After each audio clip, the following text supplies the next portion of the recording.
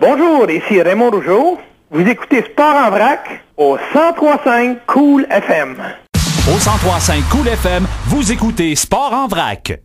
Notre prochain invité est un lutteur fort connu qui a fait la WWF à l'époque avec son frère Jacques. Il a également été descripteur pour la lutte de la WWF pendant plusieurs années. Il effectue un retour comme descripteur pour la lutte québécoise à la TV avec la TOW. Voici Raymond Rougeau. Bonjour Raymond, ça va bien? Oui, bonjour Gabriel, ça va bien toi? Ça va très bien, merci, oui. Raymond, juste pour débuter, j'aimerais savoir qu'est-ce que tu es devenu depuis le temps. On t'a comme perdu un petit peu de vue. Qu'est-ce qui arrive dans ta vie? Ah, ben écoute, moi je suis, je fais la gestion d'un parc immobilier. J'ai plusieurs propriétés à revenus. Et puis aussi, je suis conseiller municipal à Rawdon. D'ailleurs, je viens d'être réélu aux élections du 3 novembre dernier pour un 4e mandat consécutif. Alors, j'ai été élu la première fois en 2002, réélu en 2005, réélu en 2009 et maintenant en 2013. Wow, félicitations! Ouais, merci beaucoup. Hey, depuis que tu avais quitté la description de la lutte au début des années 2000, est-ce que tu avais eu une certaine participation à un événement ou une certaine approche avec la lutte?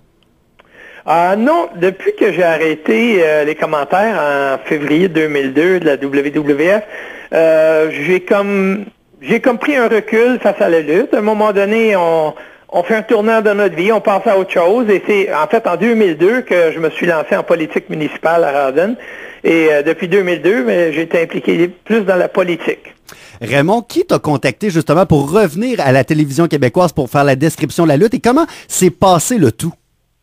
C'est l'été dernier, Marc Blondin, en fait, en début d'été, Marc Blondin m'avait contacté et puis m'avait parlé du projet qui pouvait peut-être, qui est encore embryonnaire, mais qui pouvait voir le jour en 2013, d'une émission de lutte québécoise avec des lutteurs québécois qui pourraient être en ondes ici au Québec. Et puis il m'avait demandé si j'avais un intérêt quelconque ou si, en tout cas, s'il y avait moyen de m'intéresser à participer en tant qu'animateur à l'émission. Vu que j'avais été animateur, j'avais été quand même très connu comme animateur pour la WWF. Il dit, ça serait bien le fun si tu étais intéressé à notre projet, etc. Donc, on a jasé, on a discuté, puis finalement, ça m'a allumé. Honnêtement, je me suis dit, c'est peut-être une belle occasion pour faire revivre ce qu'on a connu là, dans le temps que moi j'ai grandi et beaucoup de générations ont grandi, d'avoir de la lutte le dimanche avant midi à la télévision. On sait qu'on a grandi avec ça. On dit, dans le temps, le dimanche matin, on écoutait la lutte, c'était sacré. Mon oncle, mon père, tout le monde était autour de la télé. On connaissait tous les lutteurs, les Vachon, les Leduc, les Rougeau, les Brito, les Bravo, Martel et compagnie. Alors, il y a des générations qui ont grandi avec la lutte ici au Québec. Et depuis 25 ans, on avait perdu cette tradition qu'on avait ici au Québec. Fait que, avec ce projet-là, j'ai dit peut-être qu'on peut faire revivre ce qu'on a vécu à toute une nouvelle génération de jeunes Québécois qui pourront grandir eux aussi en écoutant la lutte francophone, québécoise sur nos ondes et que eux, leurs enfants, ils vont pouvoir suivre ça aussi puis qu'ils vont dire, hey, dans notre temps, on écoutait Frankie TM et tu sais, les lutteurs maintenant qui vont se faire connaître à la TOW. Raymond, comme tu l'as dit, ça fait 25 ans qu'on n'avait pas eu d'émission de télévision québécoise entièrement consacrée justement à la lutte québécoise. Est-ce que selon toi, 2013-2014, c'est le bon timing pour ramener la lutte québécoise à la télévision? Selon moi, oui. Parce que, écoute, on se le cachera pas. Quand la WWF avait pris les marchés à la fin des, de 1984-85, qui sont devenus mondiales, ils ont toutes tué les organisations de lutte, les organisations plus locaux qu'il y avait. Et puis, ils ont monopolisé le marché. Alors même, j'ai adoré ma carrière comme animateur, comme lutteur et comme animateur à la WWF, parce que c'était mondial. Ce que je déplorais, par contre, c'est que, justement, des organisations plus locaux, ils sont tous morts avec ça. Alors, puis la WWF, au début, dans le temps qu'on luttait, mon frère et moi, venait plus souvent au Québec. On venait au forum peut-être 7, 8, 10 fois par année. On allait au Colisée de Québec. Mais peu à peu, alors que les lutteurs québécois se sont effacés et n'ont pas été remplacés, ben la lutte WWF est devenue, WWE maintenant, est devenue un peu moins populaire au Québec. Alors, ils sont venus moins souvent. Alors là, ils viennent à peine, une fois par année. des fois, 2 fois, mais une fois par année, ils viennent au Centre Bell et c'est à peu près tout. Alors, il y a tout un marché, il y a toute la province de Québec que dans le temps des années 80, qu'il y avait la lutte internationale et tout ça, ça amène une possibilité d'emmener des galas de lutte à travers la province de Québec. Et je te parle de la région de l'Abitibi, la région du Saguenay-Lac-Saint-Jean, le Bas-du-Fleuve, la Gaspésie, la Beauce, l'Estrie. On parle de partout. Dans le temps, on avait de la lutte à Sherbrooke, on avait à l'Aréna Robert-Cartin de Hall, Colisée de Québec, Chicoutimi au Saint-Georges-Vézina, l'Aréna de Dolbeau. Il y en avait partout. Mais avec la TOW maintenant, qu'on va diffuser une émission de lutte, ben ça peut tout ramener ça. Il pourrait y avoir des tournées de lutte TOW à travers la province avec des lutteurs qui seront vus à toutes les semaines à la télévision et qui seront connus par toute la population québécoise. J'ai été impressionné avec le talent qu'il y avait là et je peux vous dire en toute sincérité, on peut comparer le talent au talent qu'il y avait ici dans les années 80, 70 et 80, alors que la lutte avait connu un essor foudroyant et une popularité incroyable ici au Québec. Je crois vraiment que le moment est venu pour justement relancer la lutte québécoise comme on a connu dans les années 70 et 80. Tu as parlé du talent des lutteurs en général, sans faire de jaloux, mettons. Y en a-tu un qui t'a tapé dans l'œil un peu plus, puis pourquoi? Ah ben écoute, il y en a une couple, mais entre autres, il y avait Frankie TM, qui appelait Frankie the Mobster, là. Oui. Écoute, il y a un potentiel, il y a un charisme, ce gars-là, il y a un potentiel incroyable. Il y a un super bon physique, c'est un athlète hors pair, un gars qui est complètement dévoué et dédié à la lutte. Il s'est entraîné toute sa vie pour ça, ça a été un rêve. Et puis, le gars, il a le charisme.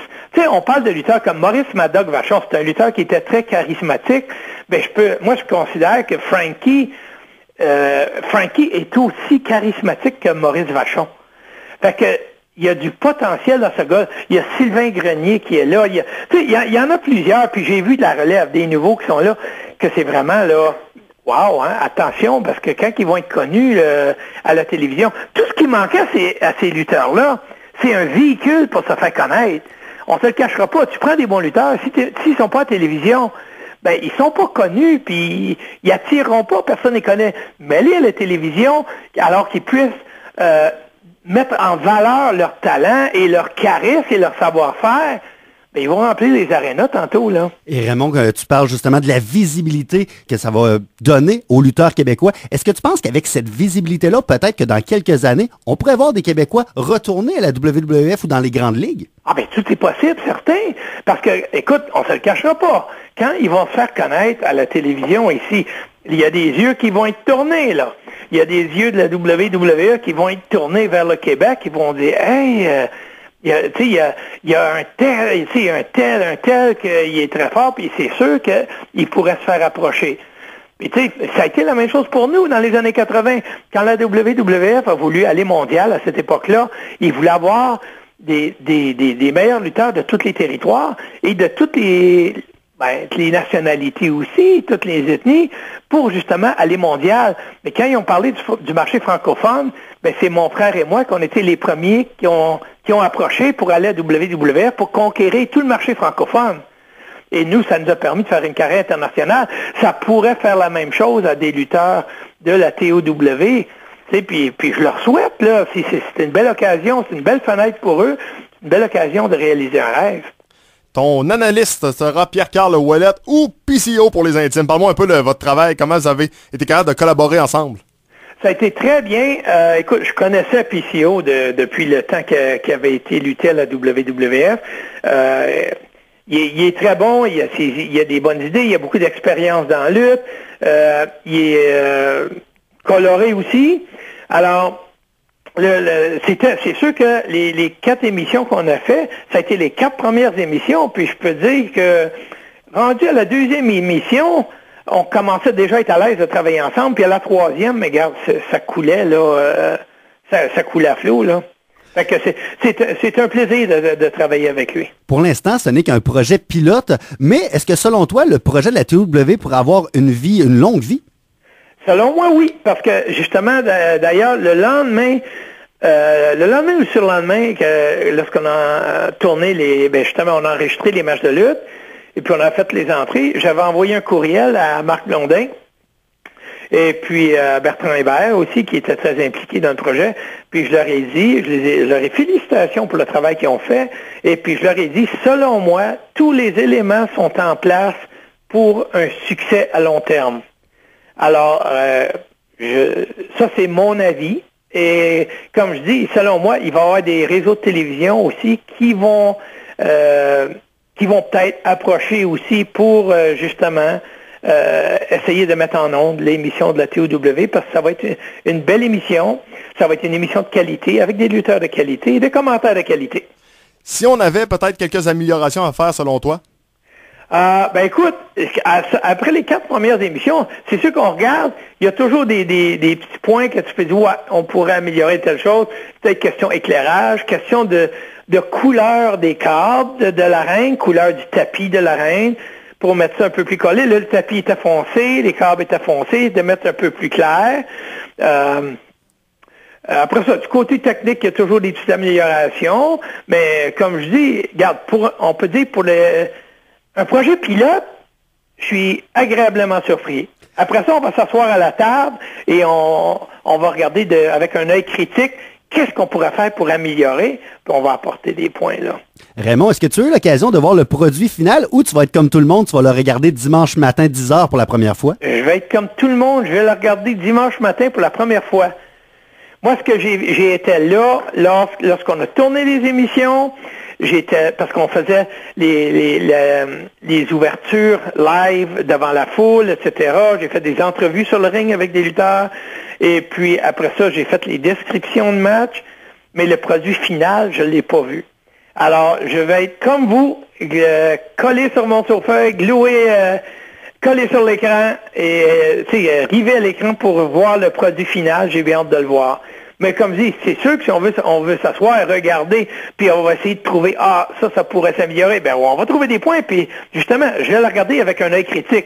Pas pour regarder, c'était bon. Non, je vais essayer de noter des faiblesses et des points à améliorer, puis je vais prendre des notes, et je suis convaincu que Marc Blondin, puis Bertrand Hébert, puis tout le monde va être assis de la même façon, tout le monde qui a intérêt au projet, puis CEO, la même chose, il va être assis, puis on va tous prendre des notes, après ça, on va se faire une rencontre au sommet, on va comparer nos notes, puis pouvoir amener un produit plus raffiné. Raymond, on peut déjà l'annoncer en ondes. On va se reparler au cours des prochains mois, assurément. On parlera bien sûr de ta carrière de lutteur. Il y en a plusieurs qui t'ont connu en tant que lutteur. Il y en a qui n'ont peut-être pas eu nécessairement la chance de te connaître. Malheureusement, en tant que lutteur, on va les faire découvrir ou redécouvrir Raymond Rougeau. Et ça, avec un grand plaisir. Écoute, ça va me faire plaisir et j'anticipe déjà notre entrevue. Ça va être bien agréable. Prépare-toi parce que ça va être difficile. Parfait. Sur ça, Raymond, tu nous as donné et également, tu nous as donné le goût, je pense, peut-être pas nécessairement moi et Gabriel, parce qu'on va regarder, c'est sûr, dimanche, mais tu vas avoir donné le goût aux gens qui étaient pas sûrs de regarder parce que tu en parles avec beaucoup de passion et d'émotion. Écoute, je m'implique avec le projet parce que je suis passionné encore de la lutte, j'ai encore cette flamme-là, et je suis passionné pour le produit qu'on va vous présenter. Garde ton cœur de jeunesse, je trouve ça excitant et vraiment très intéressant d'entendre un homme de 58 ans parler comme un jeune de 15 ans qui tripe encore sur le monde de la lutte. Merci beaucoup, ça me fait plaisir. Ça, de la passion, on la perd pas. Et voilà. Passez une excellente soirée, M. Rougeau. Merci beaucoup, au plaisir de se reparler. Merci, bye bye. Au revoir. Bye bye. Donc voilà, c'était l'ancien lutteur et descripteur de la TOW à RDS2. Ça commence ce dimanche matin, 10h. Raymond Rougeau. Manquez pas ça.